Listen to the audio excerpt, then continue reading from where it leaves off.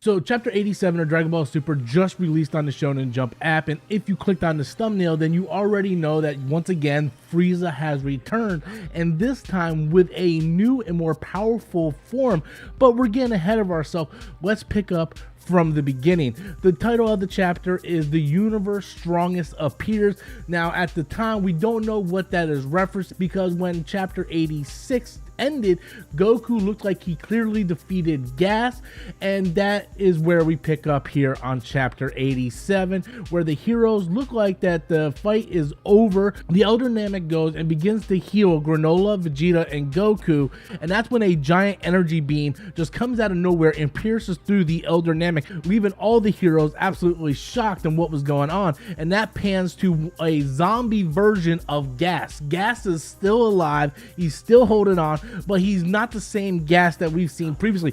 This Gas looks like a zombie, like he is beat to shit, his body is decaying, and that's because Alec wished that he would be the strongest, which of course put a time limit on Gas's life, and the more power that Gas uses, the less life he actually has. So Gas is actually pretty much almost dead. His body is just rotten and decaying. Vegeta, Goku, they're going full out with Ultra Ego and Ultra Instinct and still not able to do anything against Gas. Gas shoots a giant energy beam and then flies through it to kick both the heroes in the head, leaving him just completely scarred. Like his face is all decaying, like you can just see the skin ripped off his face, and Goku and Vegeta just don't know what to do at this point. It's right at that second where Alec decides he's going to reveal what actually is going on with Gas, and he lets everybody know that he made Gas the strongest by wishing on the Dragon Balls, but in turn that made his life shorter. So Gas is dying rapidly. The more power he uses,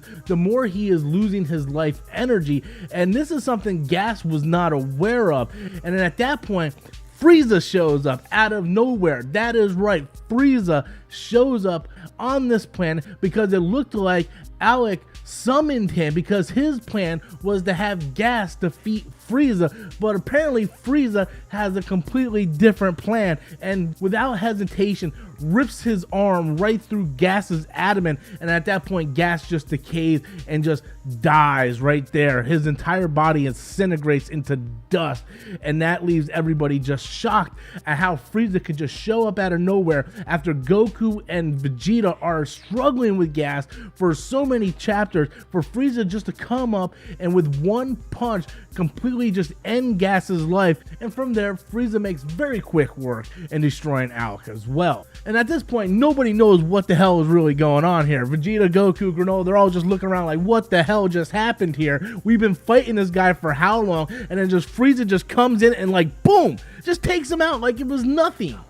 Frieza then tells Goku and Vegeta that he's been training for the past 10 years in what seems to be another version of the hyperbolic time chamber on a different planet, and then he reveals his new ultimate form, Black Frieza. In a matter of mere seconds, he knocks the wind out of both Goku and Vegeta in their ultimate Ultra Ego and Ultra Instinct forms, leaving them on the ground both shocked and absolutely speechless. But to everybody's surprise, Frieza doesn't finish him off.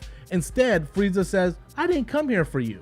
So I'm going to leave you guys be, and I'm going to go on and I'm going to go do my own thing. And he actually recruits the last two members of the Heaters to his crew. And just like that, Frieza takes off. Now we can debate whether that was a smart move or not, but if it was me and I was Frieza, I would just end it right there. I mean, how many years have these Saiyans just been making a complete mockery of you? I mean, at this point, just end it now. Just end it now, Frieza. You have the ability to end it now. You know Goku and Vegeta is going to go get stronger. You know what's going to happen. But no, of course, we're going to keep pushing this story on much further and see where this thing goes, because they don't want to have everything wrapped up right now, and I don't even think they actually have a plan of what they want to do with Frieza right now. But the one thing's for sure, once again, Frieza is the most powerful person in the universe. From there, the arc kind of ends up with Frieza going his own way, leaving the heroes in just shock, and now they're gonna go back and train with Whis on Beerus's planet, and they invited Granola to come along with them and help train, but Granola says he wants to stay on the planet and help restore the planet from all the damage that he has done, and Vegeta gives him the Dragon Radar, and in the end, the Elder Namek gives Goku his father's Scouter. Overall, I enjoyed this story arc with Granola and the Heaters. I thought it started off very solid. It was nowhere near as good as the Moro story arc. I felt like the Moro story arc really kind of went back to what made Dragon Ball Z, but I enjoyed this because it got a lot of back history on stuff. We got to know a little bit more about Bardock. We got to know about Granola and what the Saiyans did. And again, it brought in Frieza to make him once again the most powerful being in the universe. Now, I'm not the biggest Frieza fan. He's probably one of my least favorite villains within the Dragon Ball Z universe, but I like the fact that they brought him back to life in the Tournament of Power, and they continue to use him to build him up to a bigger story arc, that he's just not being wasted. And that was something that I was really worried about. I do kind of look and kind of frown on the fact that we're relying so much on Frieza, whether it be the Resurrection F storyline, bringing him back in the Tournament of Power, and now having him reach this new form. I wish they would just create new villains like they did in Dragon Ball Z, instead of completely bringing back,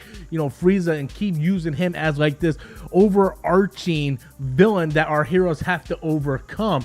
So hopefully this new arc coming out, Shonen Jump is going to take some time, they're going to take a break, and now they're going to go and develop the next story arc, and I hope that they make this worth it. If this is going to be another battle with Frieza, I want them to make this a really good battle worthy of going through all this character development and build up of bringing Frieza back, bringing him back in Tournament Power, and let this be the final battle between these guys. Like, make it good, make it actually be worth something. Let's not just have our heroes come in, they train, beat Frieza dies again or whatnot. Like, don't recycle and repeat the same stuff.